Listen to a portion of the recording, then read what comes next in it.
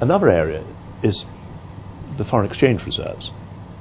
When we talk of China having over $3 trillion of foreign exchange reserves, people are amazed. China can ride to the rescue of the Eurozone, it can bail out the American banking system. It's so powerful and strong, it's a new major actor in the world. But very rarely do people ask, how does China create foreign exchange reserves? And there are really two principal reasons. The first one is that if you're a company in China and you export, at the end of the year you accumulate surpluses of foreign exchange. Mandatorily, that foreign exchange has to be sold to the central bank.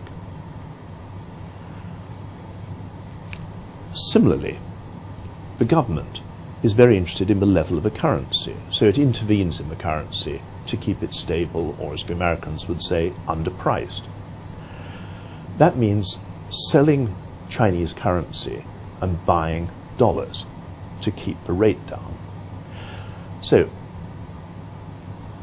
as a result, at the end of the year, the government and the central bank have a lot of foreign exchange, but they've also got rid of a lot of local currency. So if China has $3.2 trillion of foreign exchange reserves, it pretty much has also the equivalent of $3.2 trillion worth of debt in its own local currency, because it's had to pay for the foreign currency it's acquired. How does it get that money?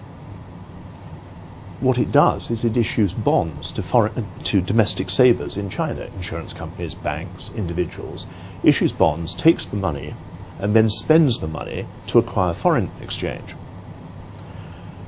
So, to have 3 trillion of assets and 3 trillion of liabilities doesn't make you rich. It also comes with problems, because the interest rate that it's paying on the foreign currency, on the local currency that it's borrowed, is between 1.5% and 3% a year. But the interest rates it's getting on its foreign bonds, like US Treasury bonds, are 0.3% a year. So China is losing about 66 billion US dollars a year on the mismatch of interest rates. Secondly, if China were to do what America would like and let its currency go up 20 or 30%, it would make a huge loss on its foreign exchange assets. 20% would lose its 700 billion US dollars. So I would argue that the 3 trillion of foreign exchange reserves that China has doesn't make it powerful, it makes it volatile and vulnerable. You could argue that China is the largest,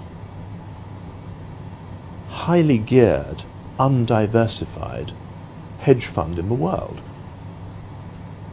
It's got all its bets in foreign exchange, and mostly in the dollar. It's borrowed 100% against it, and it has no influence over the assets that it's acquired. And if you buy shares in IBM, you get a vote at the annual meeting. But if you buy the yen or the dollar, you have no influence over what happens to those things. So I think China is in a very vulnerable position.